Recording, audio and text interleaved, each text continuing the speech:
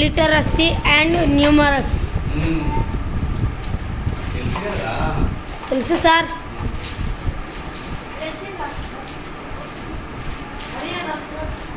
మొత్తం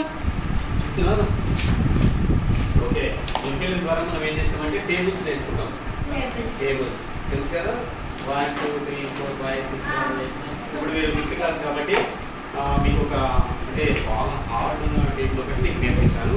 ఆర్డ్ టేబుల్ ఏంటంటే 19 అనుకున్నాను. ఓకే. మొదట ఇక్కడ రాసుకోండి అందరూ. ఇక్కడ రాసుకోండి అందరూ.